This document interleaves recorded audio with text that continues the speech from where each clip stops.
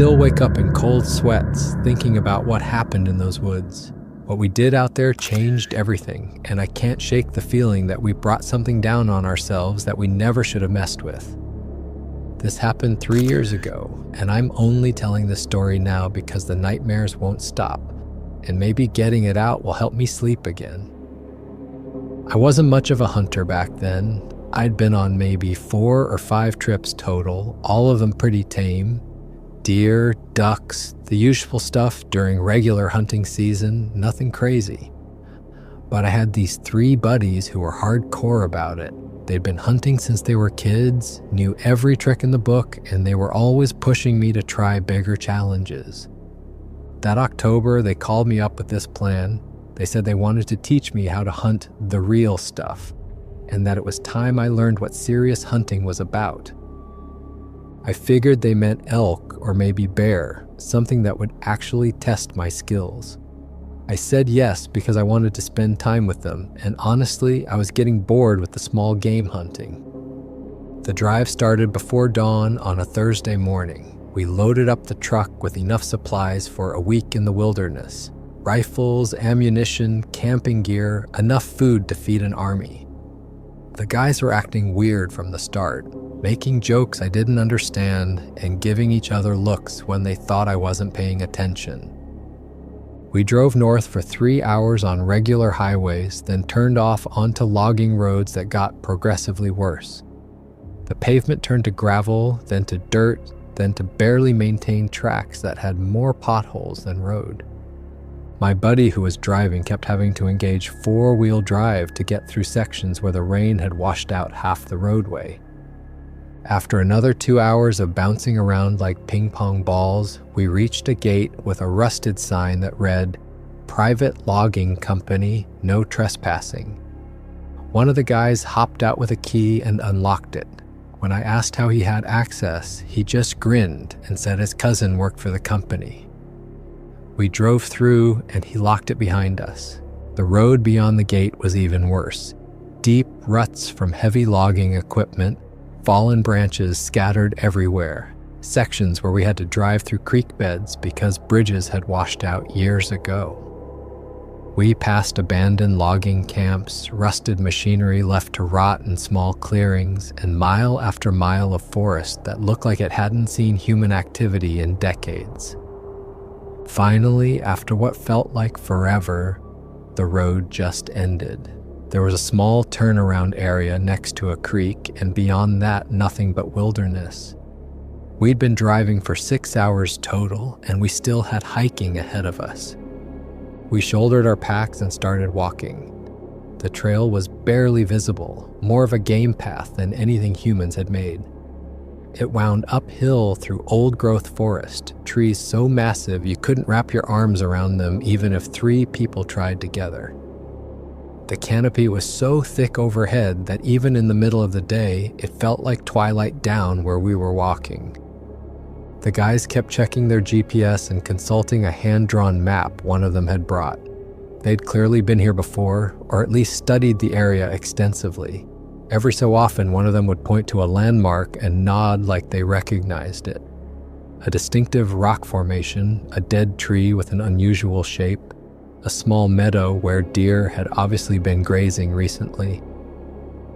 As we climbed higher, the forest started changing. The trees got even bigger, more ancient looking.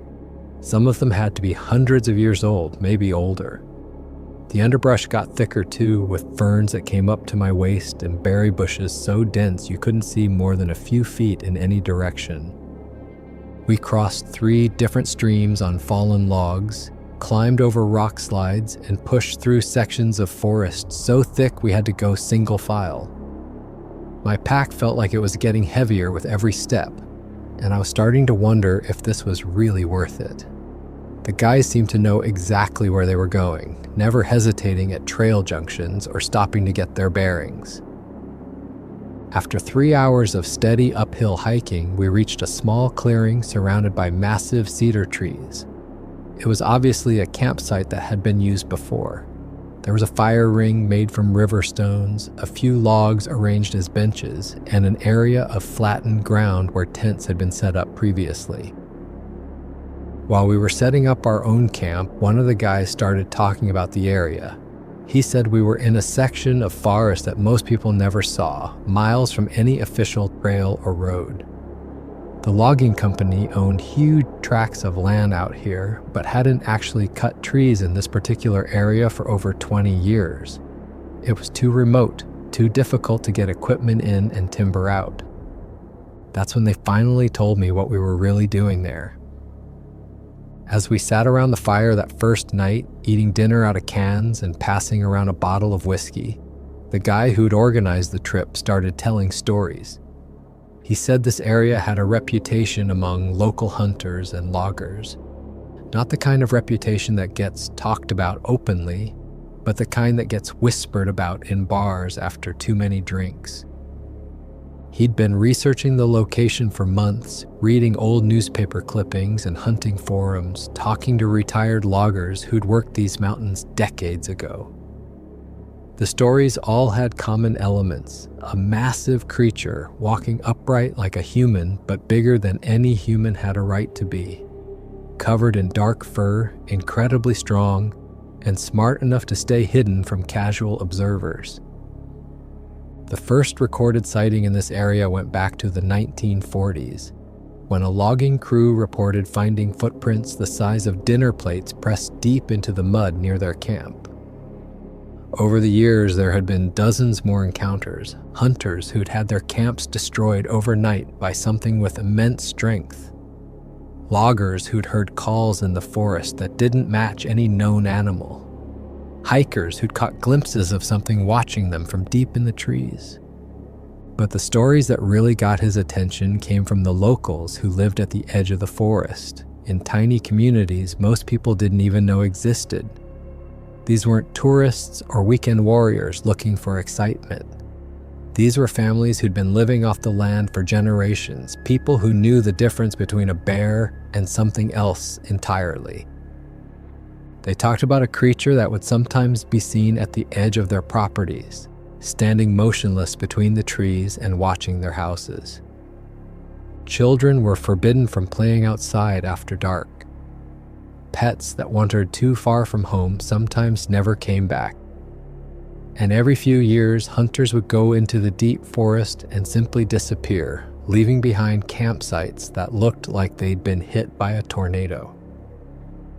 The most detailed account came from an old trapper who'd encountered the creature face to face back in the 1980s. He'd been checking his trap lines when he'd come across something that had been systematically destroying every trap it found. When he followed the trail of destruction, he'd found himself in a small clearing where something enormous had been living. There were crude shelters made from interwoven branches, areas where vegetation had been gathered and sorted into piles, and what looked like tools fashioned from stone and wood. But the thing that stuck with him most was the smell. He described it as a mixture of wet animal fur and something rotting, so strong it made his eyes water. He'd been examining one of the branch structures when he'd heard something moving behind him. When he turned around, there it was, 8 feet tall, covered in dark brown fur, with a face that was almost human, but not quite. They'd stared at each other for what felt like hours, but was probably only seconds. Then the creature had let out a sound he described as part roar, part scream, and part something else entirely. It had turned and disappeared into the forest so quickly he'd wondered if he'd imagined the whole thing.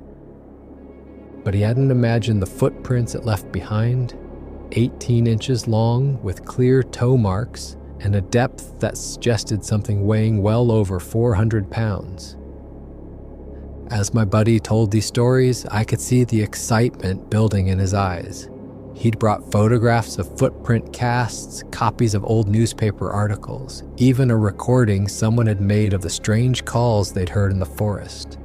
He was absolutely convinced that this area was home to at least one of these creatures, and he'd planned this entire trip around the possibility of an encounter. The other 2 guys seemed to be along for the ride, treating it more like an adventure than a serious hunting expedition. But I could tell they were taking it more seriously than they let on, They'd brought extra ammunition, high-powered rifles with scopes, and camping gear designed to keep us safe in bear country. That first night, lying in my sleeping bag and listening to the sounds of the forest, I found myself paying attention to every noise in a way I never had before. The snap of a twig could be a deer stepping carefully through the underbrush, or it could be something else. The rustle of leaves might be wind, or it might be something moving just out of sight. I didn't sleep well. The next morning we split up to cover more ground.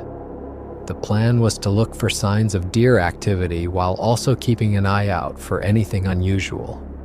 We'd spread out in a rough line, staying within radio contact, and work our way through a valley that seemed to have a lot of game traffic. I'd done this kind of hunting before, so the basic routine was familiar. Move slowly and quietly, stopping every few steps to listen and observe. Look for tracks, droppings, places where animals had been feeding or resting. Keep the wind in your face so your scent doesn't carry ahead of you. But from the very beginning, something felt different about this forest. It was too quiet, for one thing. Even in the deepest wilderness, you usually hear birds singing, squirrels chattering, insects buzzing around.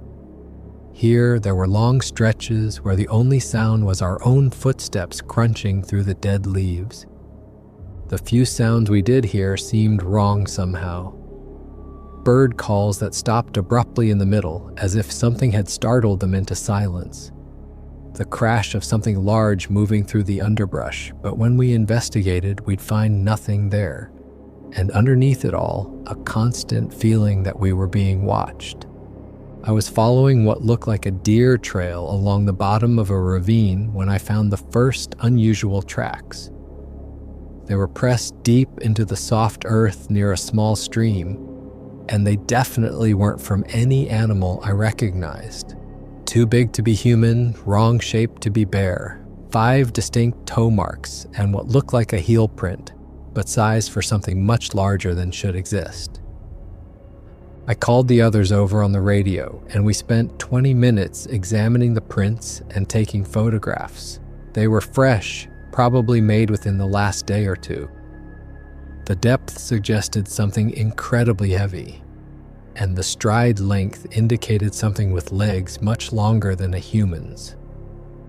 One of the guys started getting really excited, talking about how this proved the creature was active in the area. But I was starting to feel nervous. If something that big was wandering around the forest, maybe we should be more careful about how we approach this whole situation. We followed the trail of prints for almost a mile, up out of the ravine and onto a ridge that gave us a view of the surrounding forest. The creature, whatever it was, seemed to move with purpose. The tracks didn't wander randomly like an animal searching for food.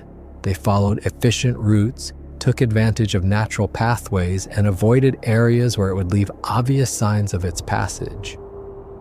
At one point, the trail led us to a tree that had obviously been used as a scratching post. The bark was shredded from about 4 feet up to nearly 8 feet up the trunk. The gouges were deep, made by something with incredible strength and claws that could tear through wood like paper. But the really unsettling discovery came when we reached a small clearing on top of the ridge. Someone or something had been using this area recently. There were the remains of what might have been shelters, crude structures made from branches and bark. Piles of pine cones and berries that looked like they'd been gathered and sorted. And scattered around the clearing, the bones of various animals. Most of the bones were what you'd expect to find in a forest. Deer, rabbits, squirrels, even what looked like the remains of a bear. But they'd all been cracked open in the same methodical way, as if something had been extracting the marrow, and they'd been arranged in neat piles, sorted by size and type. The smell in the clearing was overwhelming, that same mixture of wet fur and decay that the old trapper had described, but much stronger. It clung to everything, got into your nose and throat, and made it hard to breathe. We didn't stay there long. As we were leaving the clearing, one of the guys noticed something that made us all stop in our tracks. fresh footprints leading away from the area, heading deeper into the forest. But these prints were different from the ones we'd been following, smaller, but still much larger than human. And there were 2 sets of them side by side. We weren't dealing with just one creature, there were at least 2 of them out there, and they were traveling together. We spent the rest of the day and most of the next one tracking the creatures through increasingly dense forest. The terrain got rougher, the undergrowth thicker, and the feeling of being watched stronger. Several times we heard sounds that might have been communication between the creatures. Low-pitched calls that carried through the trees, too organized to be random animal noises. On the 3rd day, everything changed. We'd been following a game trail along the side of a steep slope when the forest suddenly went completely silent. Not just quiet, but absolutely silent in a way that made the hair on the back of my neck stand up. No birds, no insects, no wind in the trees. Even our own footsteps seemed muffled. That's when we smelled it again. That awful mixture of wet fur and rotting meat, but much stronger than before. Fresh, close. We all froze and started communicating with hand signals. One of the guys pointed uphill, indicating he thought the smell was coming from that direction. Another pointed to his ear and then toward the tree line, suggesting he could hear something moving. We spread out slightly and started moving uphill, rifles ready, trying to make as little noise as possible. The smell got stronger with each step, and underneath it, I started to pick up other scents. Something musky and animal-like, but also something else. Something that reminded me uncomfortably of a zoo or a pet store. The game trail led us to another small clearing, this one surrounded by massive pine trees that blocked out most of the sunlight. The ground was covered with a thick layer of pine needles that muffled our footsteps, and standing in the center of the clearing with its back to us was the creature we'd been tracking. It was even bigger than I'd imagined. Had to be at least 8 feet tall, maybe 9, with shoulders broader than any human's, covered from head to foot in dark brown fur that looked thick and coarse, like a bear's but longer. It was doing something with its hands, manipulating objects on the ground in front of it, completely unaware of our presence. We all dropped to the ground behind a fallen log and watched. The creature's movements were deliberate and purposeful. It would pick up objects from one pile, examine them carefully, then place them in different arrangements. From our position, it looked like it was sorting stones or pieces of wood, but I couldn't tell what the purpose was. The most unsettling thing was how human-like its behavior seemed. The way it would pause to consider its work, the careful precision of its movements, even the way it occasionally scratched itself or adjusted its position. This wasn't just an animal going through instinctive behaviors. There was intelligence here, problem-solving ability that was uncomfortably familiar. We watched for maybe 10 minutes, nobody daring to move or make a sound. The creature continued its work, occasionally making soft, grunting noises that might have been satisfaction or frustration. At one point, it stood up to its full height and stretched, giving us a clear view of its massive frame and the raw power contained in those limbs. That's when the guy who'd organized the trip made his decision. I saw him slowly raising his rifle, bringing the scope up to his eye. The rest of us were frantically trying to signal him to stop, but he wasn't paying attention to us anymore. He had that look hunters get when they've spotted the trophy of a lifetime, that single-minded focus that blocks out everything else. The creature was maybe 60 yards away, standing in profile, completely unaware of the danger. An easy shot for someone with his experience and equipment. I heard him whisper, just barely audible over the pounding of my heart, "We'll be famous." The rifle cracked like thunder in the silence of the forest. The bullet hit the creature center mass, spinning it around and knocking it backward several steps. Dark blood sprayed across the pine needles, and the creature let out a roar that seemed to shake the trees themselves. But it didn't go down. Instead, it turned toward us with a speed that defied its massive size, its eyes locking onto our hiding spot with an intelligence that made my blood run cold. The wound was clearly causing it pain, but it wasn't slowing it down. If anything, it seemed to make it more dangerous.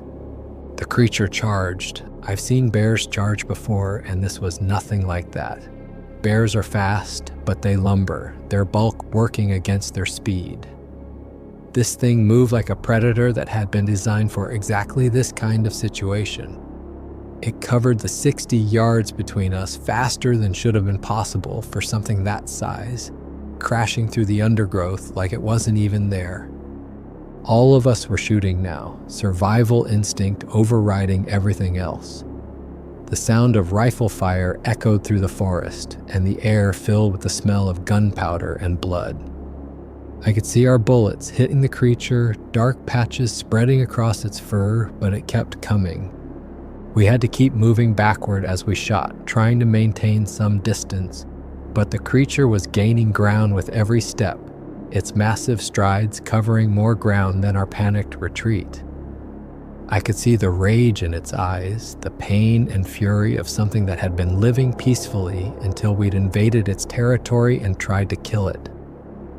My rifle held 5 rounds, and I emptied the magazine as fast as I could work the bolt. At least 2 of my shots hit home. I could see the impact and the creature's reaction, but it barely stumbled. The other guys were having the same experience. We were putting multiple rounds into this thing, and it was absorbing the damage like it was built to take punishment. The creature got within 20 yards before it finally started to slow down. Blood was streaming from multiple wounds, its breathing was labored, and its movements were becoming less coordinated. But it was still coming, still determined to reach us and make us pay for what we'd done. It took 3 more direct hits before it finally went down, collapsing forward and sliding several feet through the pine needles before coming to rest against a tree. Even then, it tried to get back up, its massive chest heaving as it struggled to draw breath. We all stood there for a moment, rifles still pointed at the motionless form, afraid to believe it was finally over. The forest had gone silent again, as if every living thing was waiting to see what would happen next. When we finally worked up the courage to approach, the reality of what we'd done hit me like a physical blow. Up close, the creature was even more impressive and disturbing than it had been from a distance. The sheer size of it was overwhelming. Its hands were easily twice the size of mine, with thick, black nails that looked more like claws. The muscle definition visible under the matted fur suggested strength that could have torn any of us apart without effort. But it was the face that really got to me.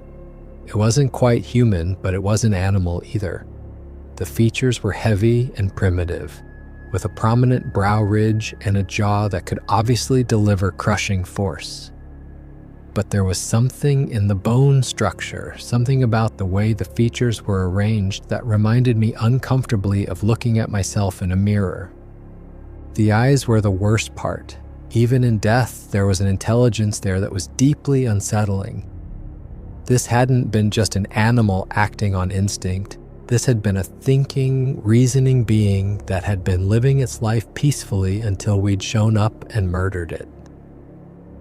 The smell coming off the body was overwhelming. That wet fur and rotting meat odor we'd been following, but concentrated and mixed with the metallic smell of fresh blood. I had to step back several times to keep from throwing up. We'd pumped at least 15 rounds into this thing from 4 different rifles. The wounds were devastating, and the amount of blood soaked into the pine needles around the body was staggering. Whatever this creature was, it had been incredibly tough and determined. A lesser animal would have gone down after the first few shots, but this thing had kept coming almost to the end. The guy who'd started this whole nightmare was already pulling out his phone, talking excitedly about documentation and proof. He wanted to take pictures, get measurements, maybe even try to move the body to a better location for photography. The whole thing felt wrong to me, disrespectful and ghoulish. We'd just killed something that might have been the last of its kind, and he wanted to treat it like a trophy deer. But before we could argue about it, we heard something that turned our blood to ice. From somewhere deeper in the forest came a sound I'll never forget as long as I live. It started as a low moan, almost subsonic, that I felt more than heard. Then it built into a wail of pure grief and rage, a sound that contained emotions I couldn't begin to understand, but that struck me on a primal level. It was the sound of something mourning, something that had just discovered what we'd done to its companion. The call seemed to go on forever, echoing off the mountainsides and reverberating through the forest. When it finally died away, it was replaced by something even worse. The sound of something large moving through the forest toward us, making no effort at stealth. Heavy footsteps, getting closer, the crash of branches being pushed aside or broken, and underneath it all, a low growling that seemed to vibrate through the ground itself. We could hear it coming from maybe a quarter mile away, and it was making no effort to hide its approach. Trees were being pushed aside with casual strength, and the footsteps were so heavy they were actually shaking the ground where we stood. One of the guys started frantically reloading his rifle, his hands shaking so badly he could barely get the cartridges into the magazine. The rest of us followed suit, but I could see the same realization in everyone's eyes. We'd barely managed to bring down the first creature with a surprise attack and overwhelming firepower. Now we were facing something that knew exactly where we were and was coming for revenge. Through the trees, we started catching glimpses of movement, something even larger than the creature we'd just killed, moving with purpose and fury. Occasionally, we'd see a massive form between the tree trunks or catch a flash of dark fur in the shadows. The smell hit us next, the same wet fur and decay odor, but stronger and mixed with something else, something that spoke of rage and violence and a predator that had moved beyond hunting for food into hunting for revenge. The creature stepped into the clearing, and I understood why the legend spoke of only one Bigfoot in any given area. This wasn't just another member of the same species. This was something bigger, older, more dangerous. The alpha of the pack, maybe, or the mate of the creature we'd killed. It had to be at least 9 feet tall, broader, and more muscular than the first one. Its fur was darker, almost black, and its face showed scars from years of fighting and survival. But most terrifying of all was the intelligence in its eyes. This thing had seen what we'd done, understood exactly what had happened, and had come to make us pay for it. It looked down at the body of the first creature, and the sound it made was heartbreaking.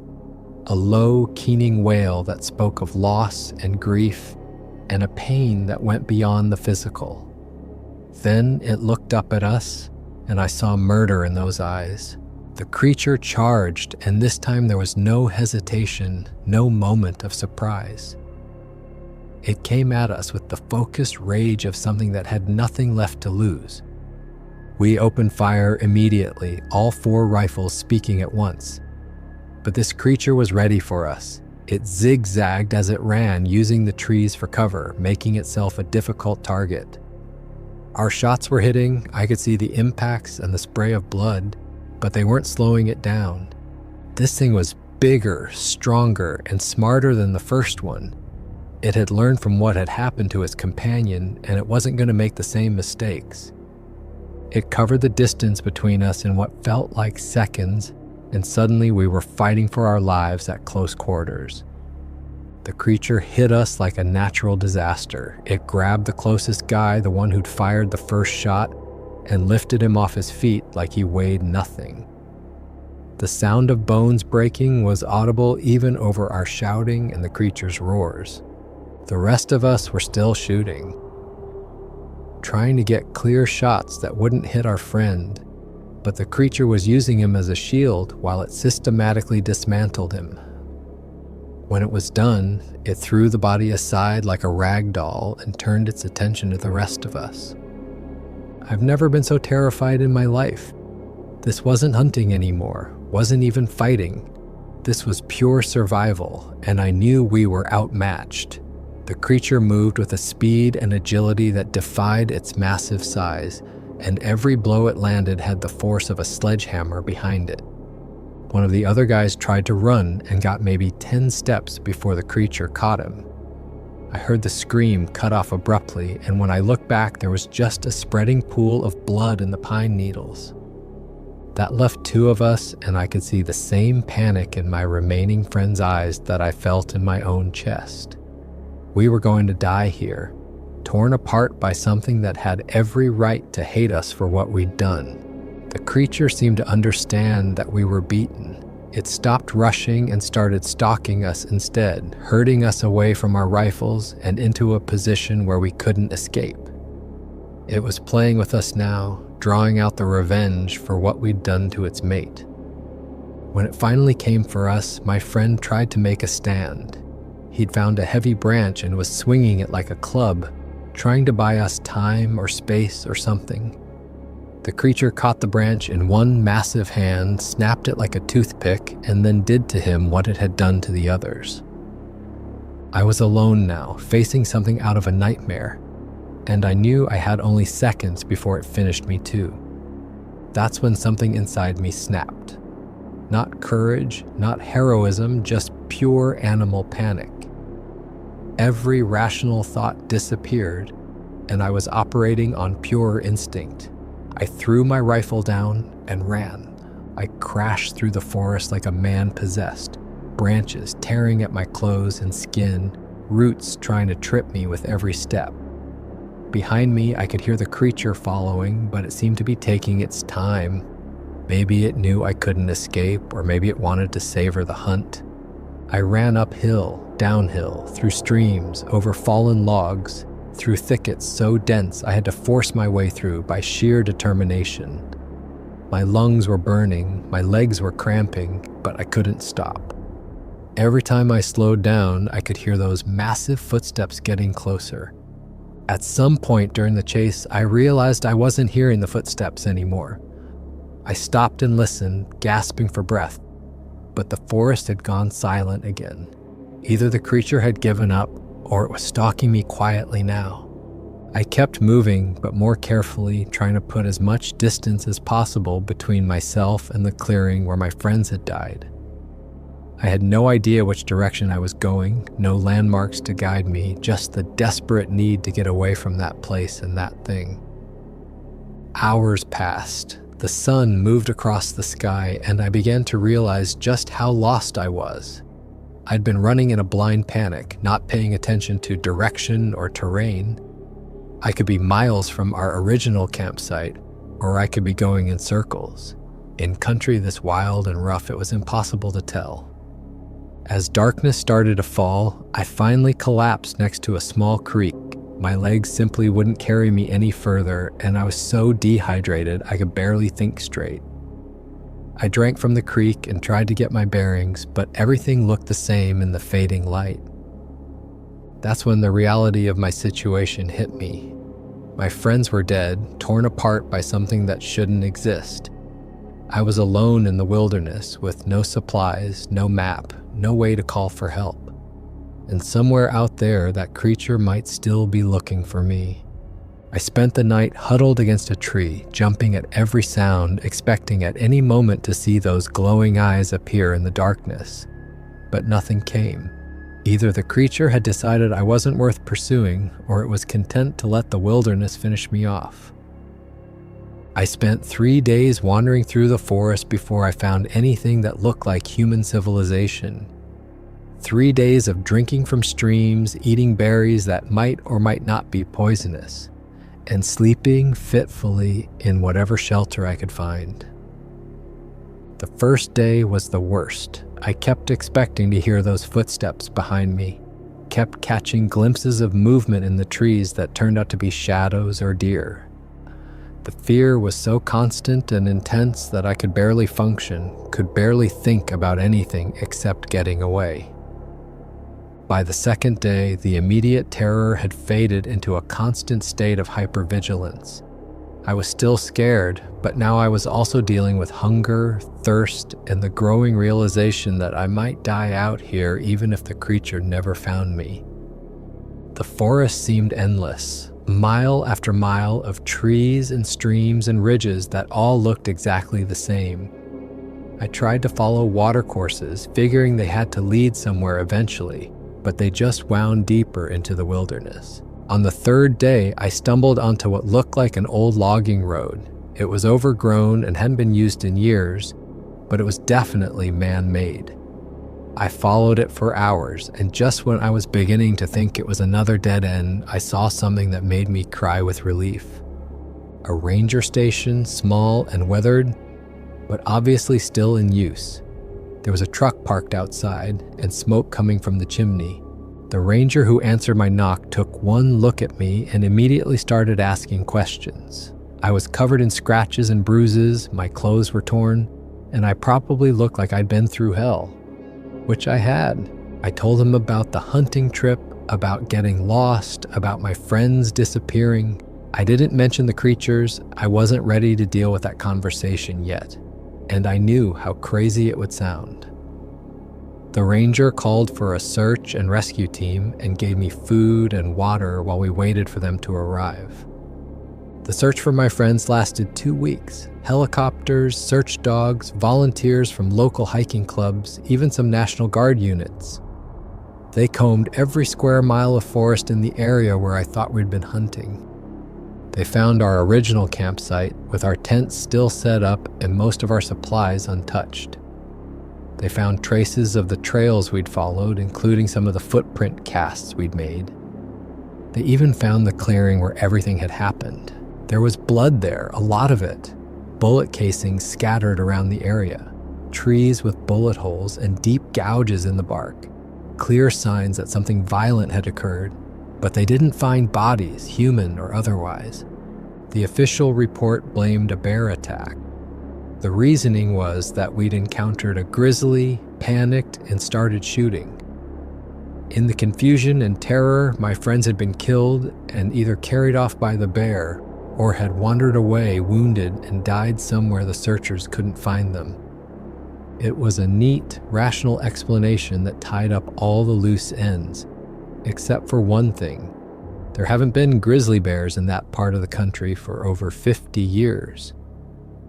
But nobody wanted to talk about that inconvenient fact. The alternative explanations were too crazy to take seriously, so everyone went with the bear story and filed it away. That was 3 years ago, and I haven't been the same since.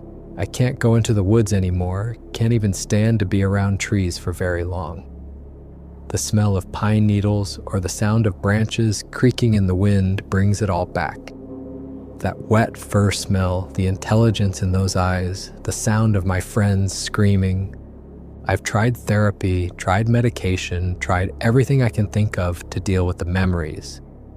But nothing helps, because I know what really happened out there, and I know that telling the truth would just get me locked up in a psychiatric ward.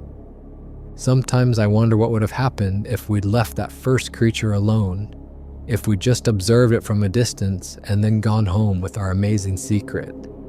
Those creatures have been living peacefully in that forest for who knows how long, not bothering anyone, just trying to survive. We destroyed that. We violated their territory, murdered one of them in cold blood, and brought down a vengeance that cost my friends their lives. The worst part is the guilt. I ran. When my friends needed me most, when we should have stuck together and fought as a team, I abandoned them and saved my own skin. I can tell myself that staying wouldn't have changed anything, that we were all going to die anyway, but I know the truth. I'm a coward who left his friends to face that nightmare alone. But lately, I've been having dreams that feel more like memories. Dreams where something is watching my house from the tree line, where I wake up to find muddy footprints on my porch that are way too big to be human, where I catch glimpses of something moving through my backyard at night. Last week, I found scratches on the side of my house, deep gouges in the wood siding about 8 feet off the ground. That looked exactly like the marks we found on that tree in the forest. I think it found me. I think that creature tracked me down somehow, and now it's just waiting for the right moment to finish what we started. Maybe that's why I'm finally telling this story. Maybe I know I won't get another chance. If something happens to me, if I disappear like my friends did, at least someone will know the truth. We'll know that there are things out there in the deep woods that we don't understand, things that are better left alone. We thought we were hunters that day, but we were wrong. We were just another species of prey, and we learned too late that some predators hunt for reasons that have nothing to do with food. I can hear something moving around outside my house right now as I finish writing this. Heavy footsteps in the yard, stopping at each window like it's looking for a way in. The motion sensor lights keep coming on and going off, but when I look outside, I can't see anything. But I can smell it. That same wet fur and rotting fruit smell from the forest. It's here, and it remembers what I did. The scratching on the side of the house is getting louder now, more insistent. I can hear it moving from window to window, testing each one, looking for a weakness. My dog is huddled under the kitchen table, whimpering like he did during thunderstorms when he was a puppy. I've been preparing for this moment for months now. Ever since I started having the dreams, I knew it would eventually come. I've got supplies stored in the basement, multiple escape routes planned, even a go bag ready in case I need to run again. But I know I can't keep running forever.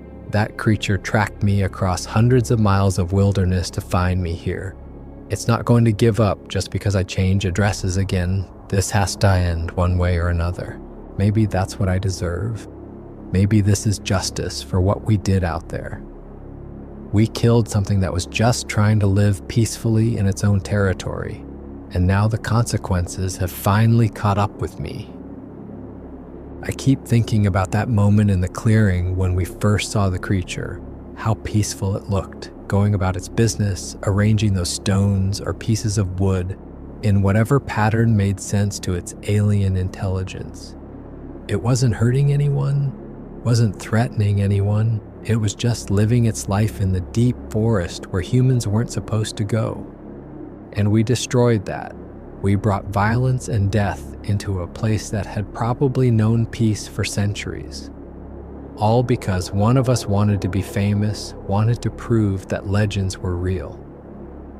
The irony is that we did prove it. Bigfoot is real, living in the remote places where humans rarely venture. They're intelligent, they have complex social structures, they grieve for their dead, and they remember injustices. If I had it to do over again, I'd have grabbed that rifle and pointed it away from the creature instead of letting my friend take that first shot. I'd have convinced the others to just observe and document, to share the discovery with the world in a way that didn't require killing. But I can't change the past. I can only live with the consequences of what we did and hope that maybe my story will convince someone else not to make the same mistakes. The scratching has stopped. The house has gone completely quiet, the way the forest did right before our first encounter. That absolute silence that feels like the world is holding its breath, waiting for something terrible to happen. I can see shadows moving past the windows now, but they're wrong somehow. Too tall, too broad, moving with that distinctive gait I remember from the clearing. It's circling the house, learning the layout, planning its approach. My phone battery is almost dead, and I need to finish this story before it's too late. If someone finds this account after I'm gone, please don't make the same mistakes we did. Don't go looking for these creatures with violence in your heart. Don't treat them like trophies to be hunted. They're people in their own way. Different from us, alien in their intelligence and motivations, but still people. They have families, communities, emotions. They feel pain and loss and rage just like we do. We prove that they exist, but we paid a terrible price for that knowledge. My friends died horribly because we couldn't leave well enough alone. because we had to poke and prod and ultimately destroy something beautiful and ancient that should have been left in peace. If you encounter one of these creatures in the wild, consider yourself incredibly privileged. You're seeing something that most humans will never witness, something that connects us to our own primitive past. Observe from a distance. Document carefully, but don't approach, don't threaten, and whatever you do, don't try to harm it. They remember everything. They have their own concepts of justice, and they never, ever forgive.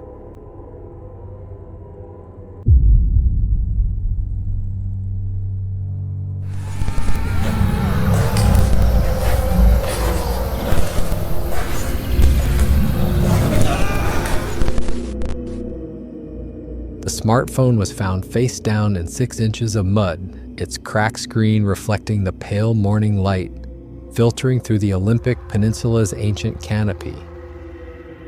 When investigators powered it on 3 weeks after Bill Morrison's disappearance, the device contained 247 photos and videos, the last 23 of which should not exist according to any known laws of nature or science. What follows is the complete documentation of those final days, pieced together from journal entries, photographic evidence, and the horrifying audio recordings that were never meant to be heard by human ears.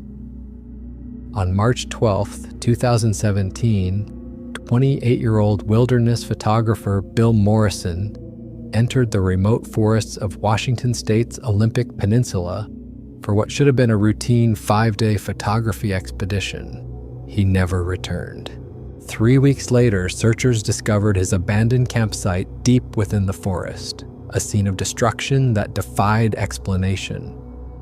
Among the wreckage lay his smartphone, camera equipment, and journal containing documentation of his final days that would challenge everything we thought we knew about what inhabits America's darkest wilderness. Bill Morrison had spent over a decade perfecting his craft in the most challenging wilderness areas across the Pacific Northwest. His Instagram account, followed by thousands of outdoor enthusiasts, showcased breathtaking images from locations where few humans had ever set foot.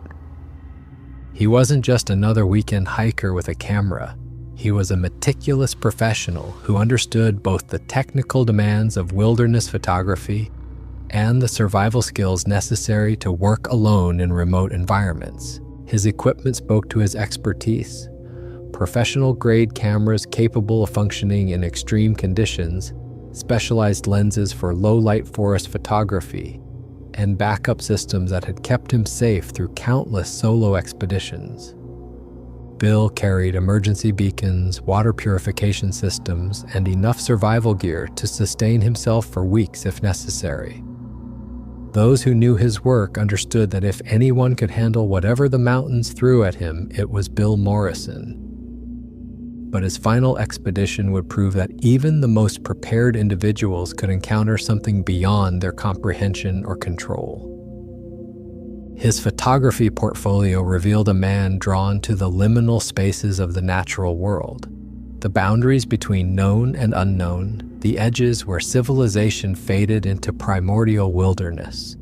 His images captured fog-shrouded valleys where ancient trees emerged from mist like titans from another age, hidden waterfalls cascading into pools that reflected no sky, and forest paths that seemed to lead deeper into mystery with every step. It was this attraction to the unknown that ultimately led Bill to the Sasquatch Triangle, a region that had claimed others before him and would add his name to a list of the vanished that stretched back over a century. The Olympic Peninsula has harbored dark secrets for centuries, its vast wilderness concealing mysteries that predate human memory. The region Bill chose for his final expedition was particularly notorious, an area locals called the Sasquatch Triangle, roughly 40 square miles of old-growth forest where compasses spin wildly. GPS devices fail without explanation, and even experienced guides lose their way. The indigenous Sasquatch people speak in hushed tones of the Tsiles, massive, hair-covered beings that dwell in the deepest parts of the forest.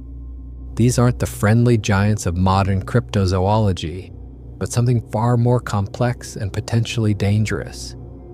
Tribal stories describe them as possessing intelligence equal to or exceeding that of humans, with their own social structures, territories, and ancient grudges against those who venture uninvited into their domain.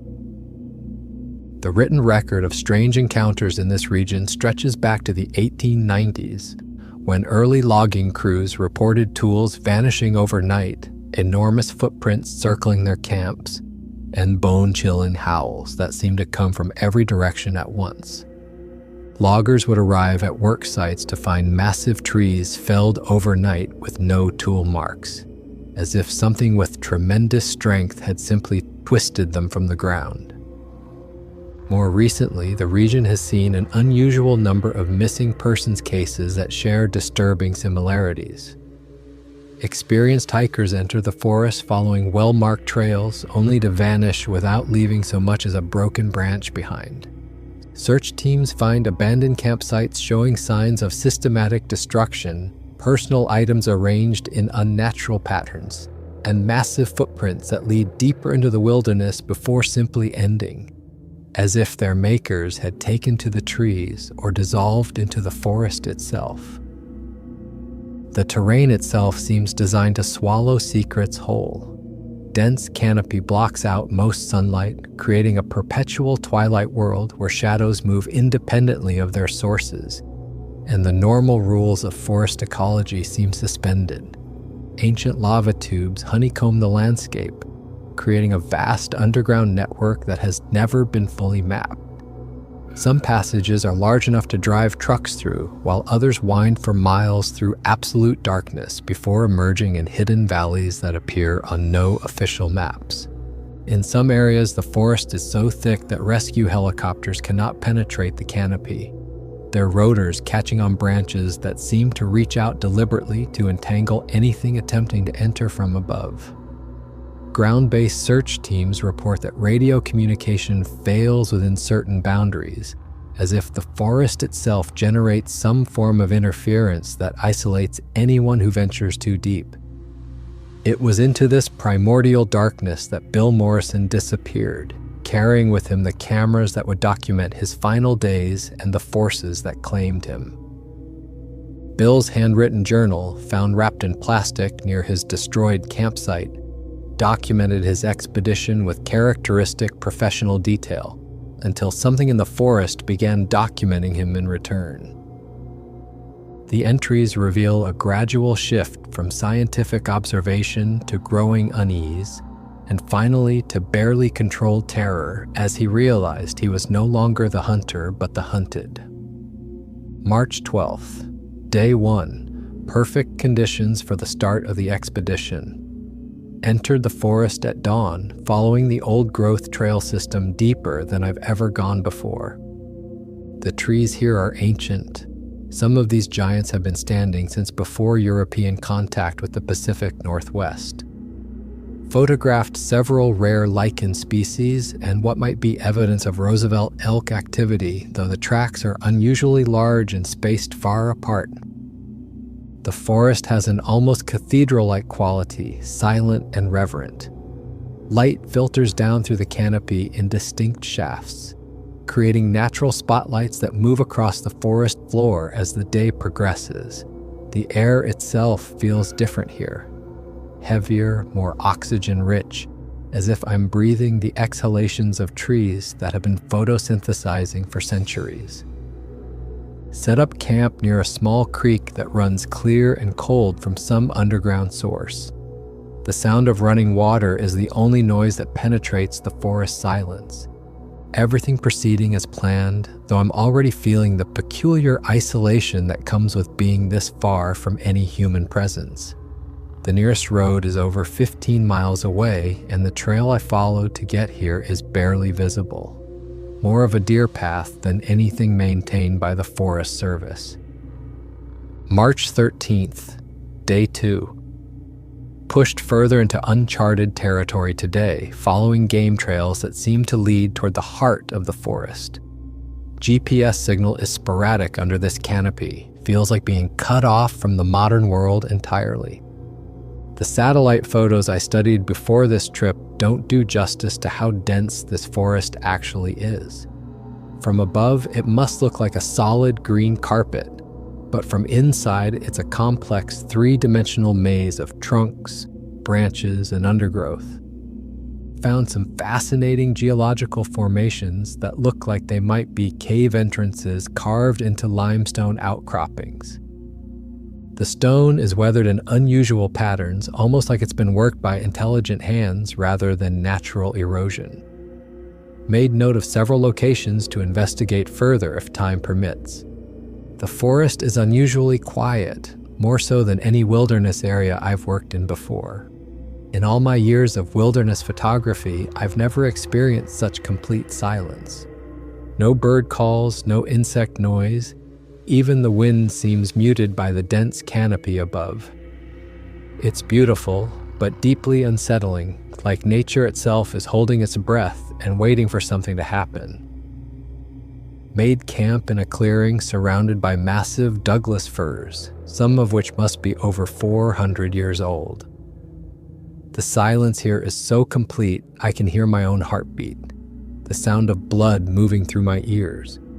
There's something almost prehistoric about this place, like I've stepped back in time to when the world was younger and stranger, when different rules governed what was possible in the natural world. March 14th, day 3. Something is definitely wrong with this place. Last night I heard sounds that don't belong to any animal I know. Deep, resonant calls echoing through the forest from multiple directions. The vocalization seemed almost conversational in nature, as if multiple large animals were communicating with each other across great distances. The sounds would start from one direction, then be answered from another, then another, creating a triangle of communication that seemed to surround my campsite. The calls themselves defied easy description, too deep and powerful to be human, too structured and purposeful to be random animal noise.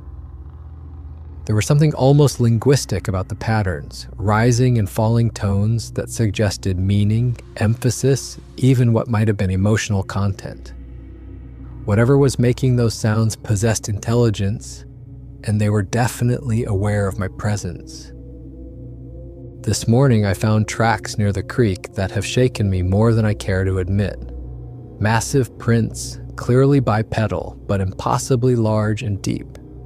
Each footprint is nearly 18 inches long and 7 inches wide, pressed deep enough into the muddy bank to suggest something unimaginably heavy. The stride length between prints is close to 6 feet. Whatever made these tracks stands much taller than any human. Initially thought they might be elaborate hoax tracks left by other hikers, but the more I study them, the more convinced I become of their authenticity. The depth and detail are consistent with genuine weight distribution. The toe impressions show the kind of detailed anatomy that would be almost impossible to fake, and they continue for hundreds of yards in both directions along the creek bank, far more extensive than any hoaxer would likely create. Photographed everything thoroughly, though part of me knows I should pack up and head back to civilization immediately. But there's something compelling about this discovery that goes beyond professional curiosity. What if I'm on the verge of documenting something that mainstream science has never acknowledged? What if these forests really do harbor species that have remained hidden from human knowledge? March 15th, day 4. Against every survival instinct I possess, I followed the tracks deeper into the forest today. They led me to discoveries that challenge everything I thought I knew about Pacific Northwest wildlife and geography. The tracks converged at what can only be described as structures in the forest, not human-made, but clearly constructed with intelligence and purpose. Trees have been bent and woven together to create what look like shelters, territorial markers, or perhaps communication devices. Some of the bent trees are massive Douglas firs over 6 inches in diameter at the point where they've been manipulated. The force required to bend them without breaking would be tremendous, far beyond human capability without mechanical assistance. Yet there are no tool marks, no evidence of ropes or leverage devices. Just raw, incredible strength applied with surprising precision. The construction methods are unlike anything in human architecture or engineering. Rather than cutting or binding, the builders seem to have shaped living trees while they were still growing, creating organic structures that blend seamlessly with the natural forest. Some of the bent trees show evidence of having grown in their new positions for years, their bark healing around the curves and their branches continuing to develop in directions that follow the imposed architecture. The tracks led me to a series of caves carved into limestone outcroppings that rise from the forest floor like ancient monuments. The caves themselves appear natural, but their entrances have been modified, widened and shaped to accommodate beings much larger than humans. Inside one cave, I found something that defies easy explanation. Wall paintings cover nearly every surface of the inner chambers, depicting what appear to be ongoing interactions between humans and large, bipedal creatures covered in hair. The artwork spans what must be centuries, showing different artistic styles and levels of skill that suggest multiple generations of artists working in the same location. Some images appear ancient, painted in earth tones with techniques that predate known Pacific Northwest artistic traditions. Others look more recent, incorporating details that suggest contact with modern humans. The subject matter is consistent throughout. Tall, powerfully built creatures with human-like intelligence but clearly non-human anatomy. Some paintings show peaceful interactions, the creatures and humans sharing food, working together to build structures, even what appear to be ceremonial or ritual gatherings. But others depict something darker, scenes of pursuit, capture, and what might be ritualistic behavior involving human figures being led away into cave systems. I've documented everything with photographs and video, though I'm beginning to feel like I'm no longer the one doing the observing. Found fresh tracks circling my campsite this morning. They walked around my tent while I slept, studying me just as I've been studying the evidence they've left behind. The realization that I've been under surveillance is both thrilling and terrifying. March 16th, Day 5, Final Entry. They know I'm here, and they've decided to make contact. Last night marked a turning point in whatever relationship has been developing between us over these past few days. Around midnight, something large began moving through the forest around my campsite.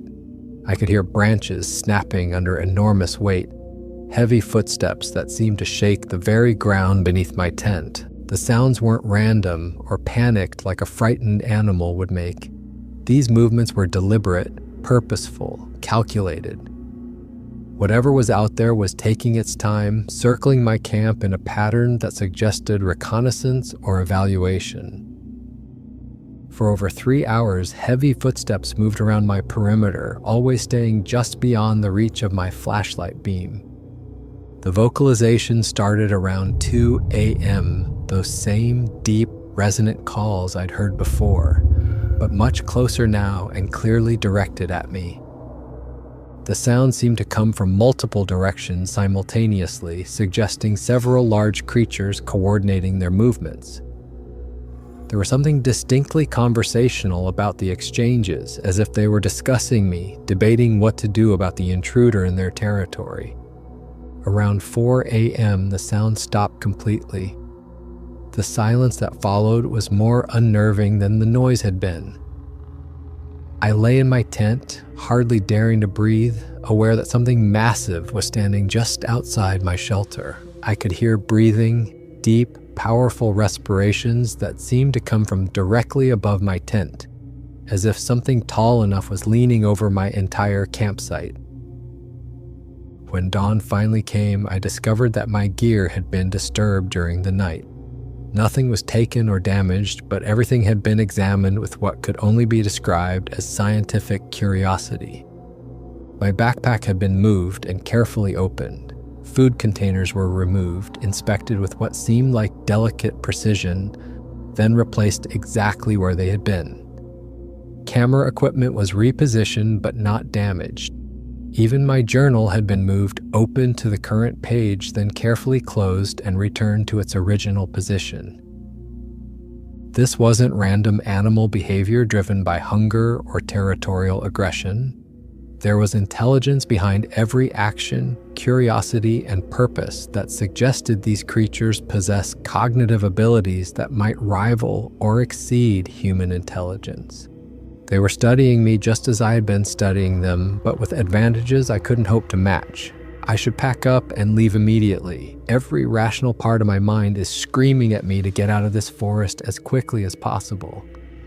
But I'm so close to documenting something extraordinary that I can't bring myself to retreat now. This could be the discovery that changes everything we think we know about what shares our planet. I've set up my cameras in multiple locations around the expanded campsite, including night vision equipment and motion sensors. If these creatures decide to make another approach, I'll have documentation that the scientific community can't ignore. The batteries should last for at least 48 hours of continuous recording. The sun is setting now, and I can already hear them calling to each other in the distance. There are more voices tonight than there were last night. Many more. It sounds like they're gathering, converging on this location from throughout the forest. I don't know what they're planning, but I intend to document every moment of whatever happens next. If someone finds this journal, know that I went into whatever comes next willingly. The fear is overwhelming, but so is the excitement of being present for something that may never happen again in human history. I've lived my entire adult life documenting the natural world. But tonight, I may witness something that transcends nature as we understand it. They're getting closer now. I can see shapes moving between the trees, massive forms that blend with the shadows until they choose to reveal themselves. In a few minutes, I'll either have the most important wildlife documentation ever recorded, or these will be the last words I ever write. The largest one is standing at the edge of my campsite now, just beyond the firelight. Its eyes reflect the flames like burnished copper, and there's an intelligence there that's both alien and familiar. It's waiting for something, a signal, a decision, a moment when the fear and wonder balance out into something approaching communication. I'm going to approach it. God help me, I'm going to try to make contact. The journal entries ended there, ink trailing off mid-sentence as if Bill's hand had been interrupted while writing. But his cameras had continued recording, capturing what happened after he set down his pen for the final time. The images recovered from Bill's multiple camera systems painted a chronological picture of his final days that grew increasingly disturbing as the sequence progressed. His professional equipment had continued operating even after his disappearance. Motion sensors triggering photographs and video recordings that documented events no human eyes had witnessed. The early images were exactly what one would expect from Bill's established body of work. Masterful wilderness photography showcasing the Olympic Peninsula's haunting beauty. Shafts of sunlight penetrating the forest canopy. Ancient trees whose trunks disappeared into misty heights. Delicate ferns unfurling in the perpetual twilight of the forest floor. These photographs demonstrated the technical skill and artistic eye that had made Bill's reputation in the outdoor photography community.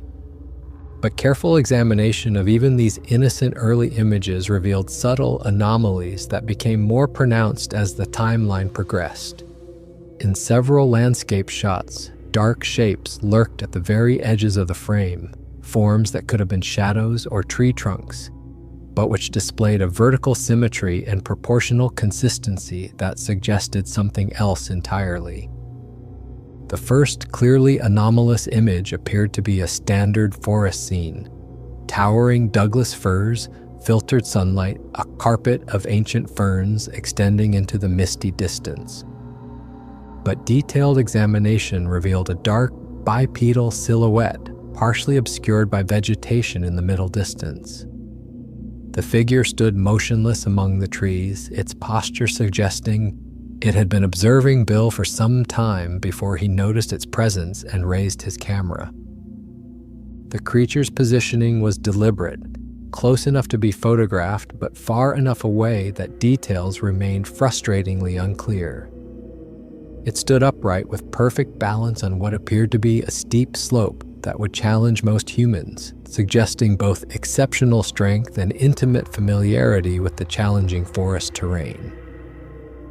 Subsequent photographs documented the watchers becoming progressively bolder as days passed. One image captured two large, dark figures on what appeared to be a game trail, walking upright with a distinctive, unnaturally fluid gait that looked nothing like human locomotion.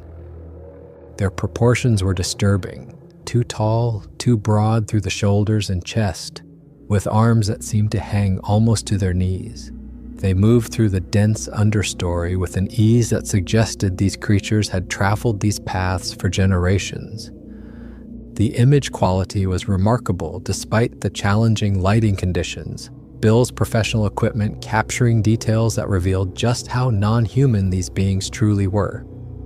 Their hair appeared coarse and thick, covering their entire visible bodies except for the palms of their hands and what could be seen of their faces.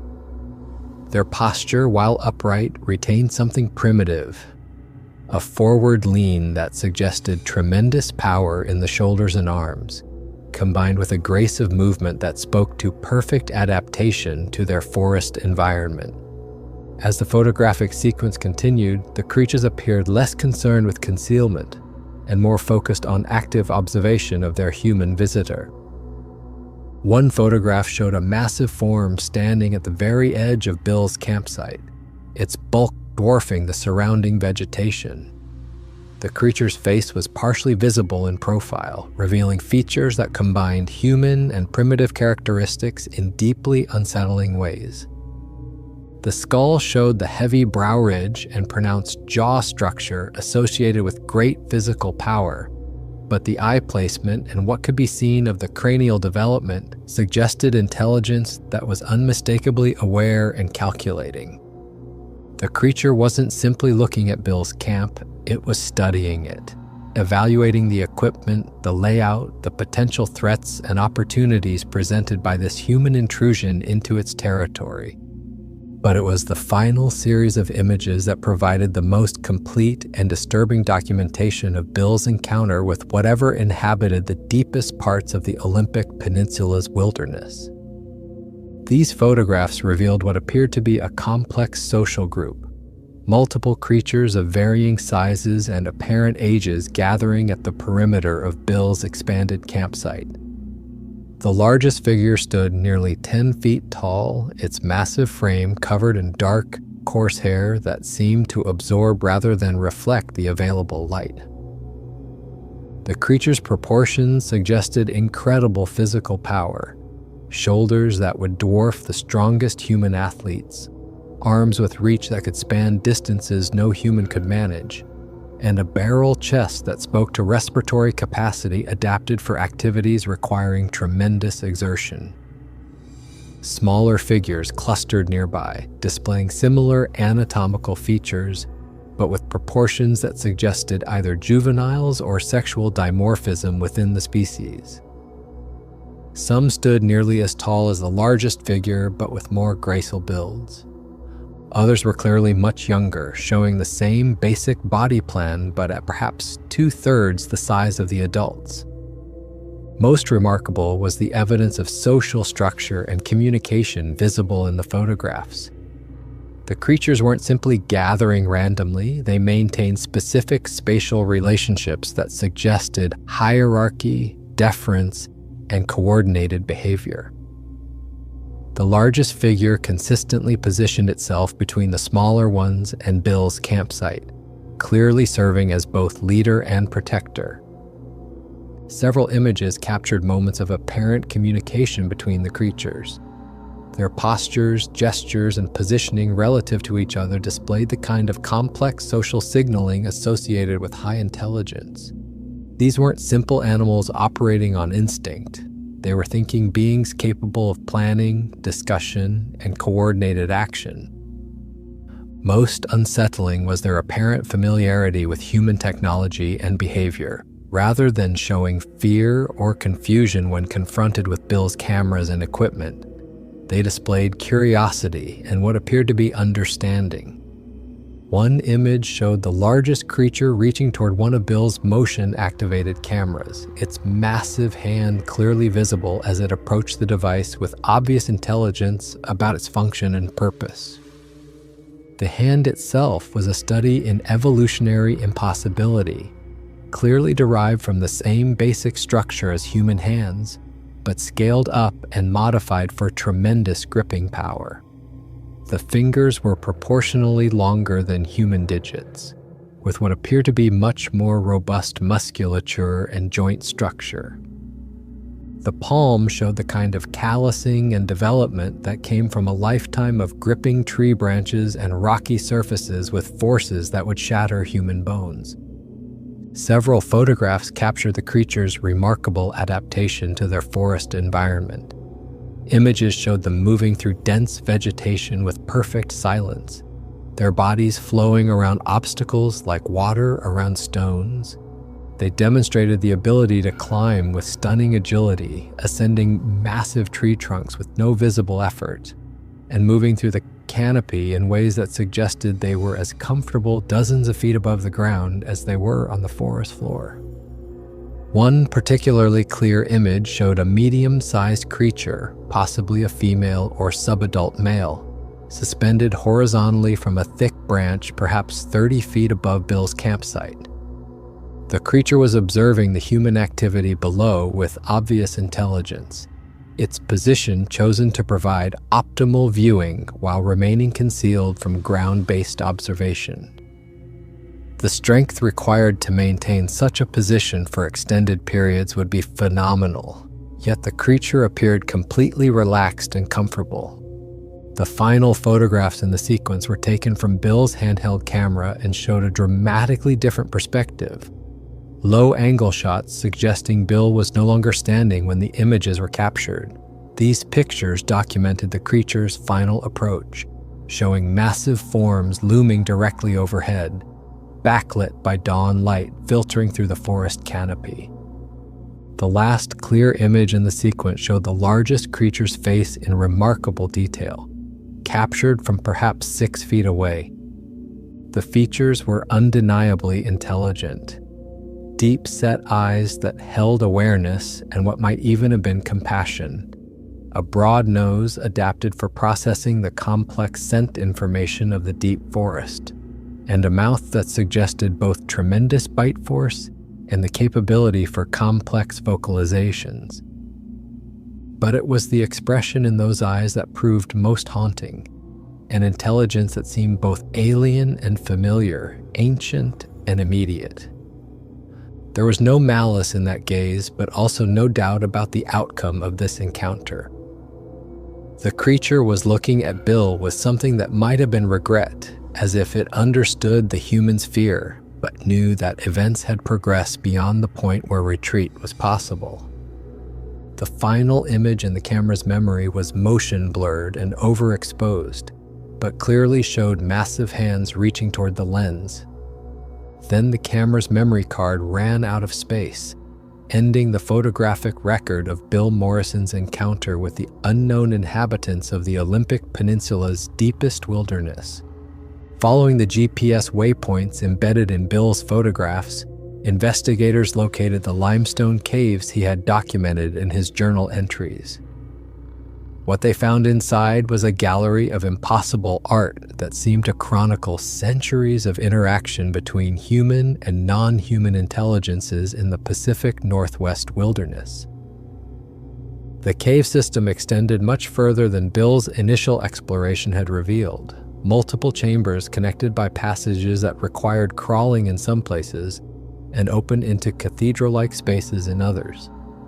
The limestone walls had been carved by millennia of water action, creating smooth surfaces that provided ideal canvases for artistic expression. The paintings covered nearly every available surface across multiple chambers, depicting what appeared to be an ongoing and complex relationship between humans and large, hair-covered bipedal creatures. The artistic techniques varied significantly throughout the gallery, suggesting the work had been created over extended periods by multiple artists with different skill levels and cultural backgrounds. The oldest paintings, located in the deepest chambers, showed the most primitive artistic style, but also the most detailed anatomical knowledge of the creatures they depicted. These ancient images were painted in earth tones derived from the local minerals and plant materials, using techniques that demonstrated sophisticated understanding of how to create permanent artwork on limestone surfaces. These early paintings focused primarily on the creatures themselves, showing them in various activities that revealed their social structure and relationship with the forest environment. Family groups were depicted gathering food, caring for young, and constructing the tree structures that Bill had encountered in the forest. The level of anatomical detail suggested the artists had observed their subjects closely over extended periods, documenting everything from muscle definition to facial expressions with naturalistic precision. One chamber contained what appeared to be a complete catalog of the creature's social hierarchy. Multiple figures were shown in poses that clearly indicated relative status and roles within their community. The largest figures consistently appeared in protective or leadership positions, while smaller ones were shown in various activities that suggested specialized functions. Some appeared to be foragers, others seemed to be responsible for construction and maintenance of forest structures, and still others appeared to serve as scouts or sentries. Most fascinating were the paintings that documented the creature's remarkable intelligence and problem-solving abilities. Several images show them using tools, not simple sticks or stones, but carefully modified implements designed for specific purposes. One painting depicted a creature using what appeared to be a lever system to move massive stones, while another showed the construction of complex shelters that required understanding of structural engineering principles. The middle period of artwork showed the first depictions of human-creature interactions. These paintings documented what appeared to be initial contact between the species, showing encounters that range from curious observation to active cooperation. Some images depicted humans and creatures working together on construction projects, sharing food, and even engaging in what might have been trade relationships. Several paintings showed humans being taught by the creatures, scenes where the larger beings appeared to be demonstrating forest survival techniques, showing humans how to find food, construct shelters, and navigate through the wilderness. The humans in these images were clearly not modern people, but appeared to represent indigenous populations with technology and clothing, consistent with pre-contact Pacific Northwest cultures. But not all the interaction scenes were positive. Other chambers contained darker imagery that suggested conflict and predation. Some paintings showed humans fleeing from pursuing creatures, while others depicted what could only be described as capture scenes, where humans were being carried away into the forest depths. These images were painted with emotional intensity that suggested the artists had either witnessed such events or participated in them. Most disturbing were the paintings that seemed to depict ritualistic behavior involving captured humans. These images were concentrated in a single chamber whose walls showed humans in various states of distress while being observed by groups of creatures arranged in ceremonial formations. The exact meaning of these scenes remained unclear, but they suggested that the relationship between the species was far more complex and potentially dangerous than the cooperative images might suggest. The most recent additions to the gallery show clear evidence of contact with modern humans. These paintings, created with materials that included what appeared to be commercial pigments, depicted humans with recognizable modern equipment: backpacks, cameras, GPS devices, and other contemporary gear. The artistic style had evolved as well, showing influence from European artistic traditions that suggested the unknown artists had somehow gained exposure to modern artistic techniques. These modern paintings maintain the documentary focus of the earlier work, but with subjects that were clearly contemporary. Multiple images showed hikers, photographers, and campers being observed by the creatures from concealment. The level of detail in depicting modern equipment was remarkable, suggesting the artist had not only observed these items but understood their functions. Most chilling were the modern paintings that seemed to document the fate of various missing persons over recent decades. Image after image showed humans being led away from their campsites, guided or carried by the creatures deeper into cave systems that extended far beyond the decorated chambers. In every case, the human figures showed expressions of fear and confusion, while the creatures appeared calm and purposeful. One recent painting appeared to show Bill himself, identifiable by his distinctive camera equipment and backpack design. The image depicted him standing at the edge of his campsite while massive figures approached from the surrounding forest. The painting captured his final moments of human agency with disturbing accuracy, showing his expression of wonder mixed with terror as he realized the magnitude of what he was encountering. The final chamber contained the most recent artwork, paintings that appeared to have been created within days or weeks of Bill's disappearance. These images showed the same scene from multiple perspectives: a human figure being carried away into the depths of the cave system by creatures who moved through the underground passages with obvious familiarity. But most unsettling was the final painting in the sequence, an image that showed the same human figure but changed. The person in this painting appeared calm rather than terrified, standing upright and unrestrained among a group of the creatures. The figure's posture suggested acceptance rather than captivity, as if whatever process had begun with fear and resistance had reached some form of resolution. The implications were disturbing beyond measure. Either the paintings depicted some form of adaptation or conditioning that allowed humans to survive among the creatures, or they documented something far worse, a complete loss of human identity that reduced missing persons to something less than what they had been. The investigation into Bill Morrison's disappearance became one of the most extensive wilderness searches in Olympic Peninsula history, yet it yielded more questions than answers. For 6 months following the discovery of his campsite, teams of searchers combed through hundreds of square miles of dense forest, employing tracking dogs, helicopter surveys, and ground teams of experienced wilderness rescue specialists. The search efforts revealed disturbing patterns that extended far beyond Bill's individual case. Within a 20-mile radius of his final campsite, investigators discovered evidence of at least 7 other abandoned camps dating back over the past 15 years. Each site showed similar characteristics: systematic destruction of equipment, personal items arranged in unnatural patterns, and the same massive footprints leading away into the deepest parts of the forest. The tracking dogs brought in to follow Bill's scent exhibited behavior that their handlers had never encountered in decades of search and rescue work. The animals would follow normal human scent trails to the edge of Bill's campsite, then refuse to continue further. Several dogs displayed signs of extreme agitation when directed toward the tracks leading away from the camp, whimpering and backing away as if sensing some predator presence that their human handlers couldn't detect. Most experienced trackers eventually refused to follow the creature trails beyond a certain point. The massive footprints led through terrain that became increasingly impossible for humans to navigate.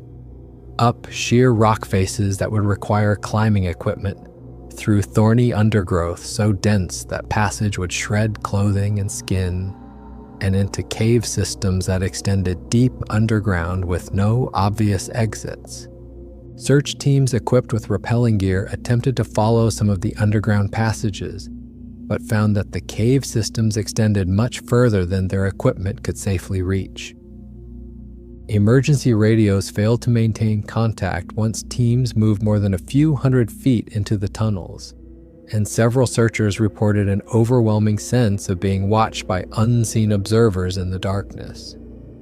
The investigation took on an increasingly surreal quality as evidence accumulated that seemed to defy rational explanation.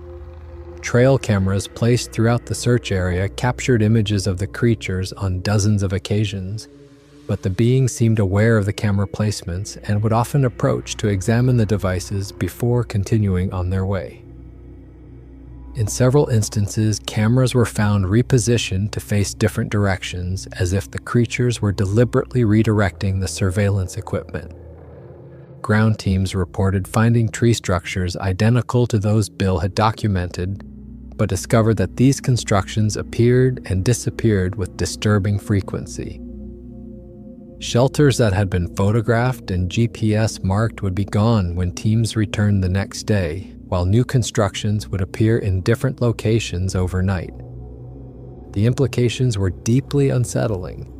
Either the creatures were actively managing their territorial markers in response to human search activities, or they possessed the ability to construct and deconstruct massive wooden frameworks with impossible speed.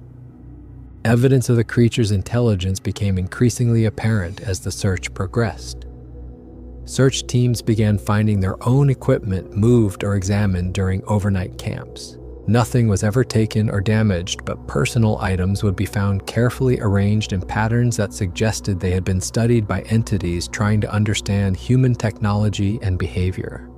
Most disturbing were the signs that the creatures were actively monitoring and perhaps influencing the search efforts.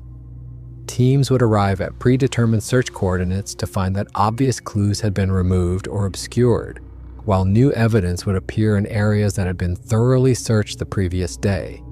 The pattern suggested that the beings responsible for Bill's disappearance were aware of human search protocols and were systematically staying one step ahead of the investigation. Several search team members reported encounters that they were initially reluctant to describe officially. These sightings involve glimpses of massive, hair-covered figures observing search activities from distant ridgelines or tree lines. The creatures never approached close enough for detailed observation, but their presence was unmistakable to anyone who caught sight of them. What made these encounters most unsettling was the clear intelligence behind the creatures' behavior. They positioned themselves where they could observe human activities while remaining at safe distances, displaying tactical awareness that suggested sophisticated understanding of human capabilities and limitations. The official search was suspended after 6 months when it became clear that conventional search and rescue techniques were inadequate for the terrain and circumstances involved. The final report listed Bill Morrison as missing under unknown circumstances, though the investigating officers privately acknowledged that the evidence pointed towards some form of animal involvement of a type that had no precedent in official wildlife documentation. Unofficially, the search efforts revealed evidence of a hidden ecosystem operating parallel to the known wildlife populations of the Olympic Peninsula.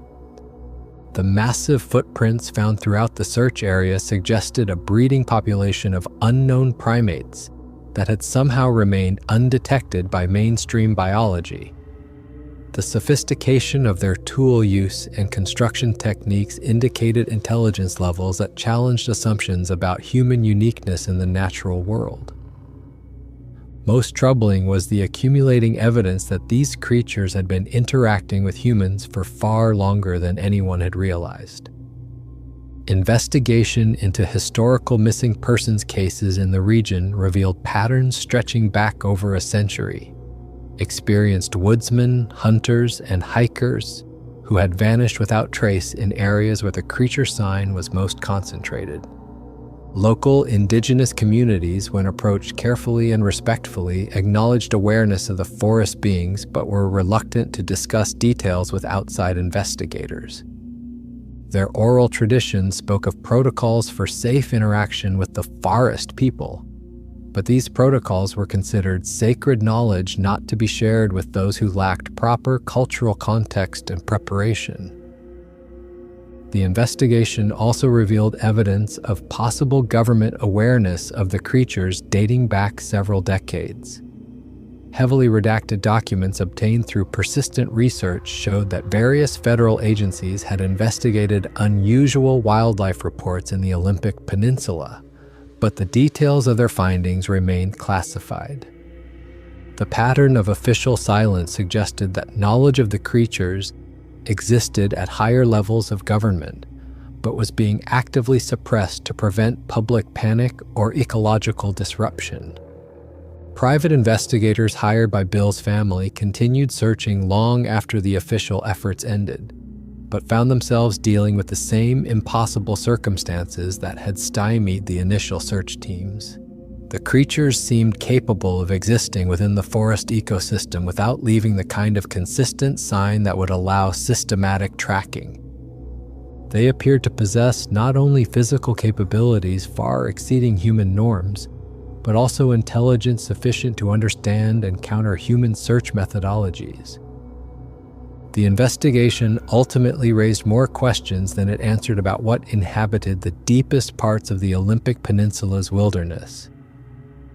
Bill Morrison had ventured into a region where different rules applied, where intelligence existed in forms that mainstream science refused to acknowledge, and where the line between natural and supernatural became increasingly meaningless.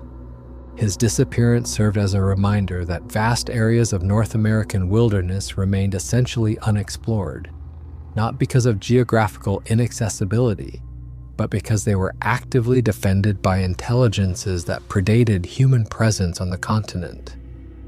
The forest had claimed another victim, but Bill's documentation ensured that his fate would not be forgotten, and that others would be warned about the risks of venturing too deep into places where humanity was neither welcome nor dominant. For more interesting stories, check this out.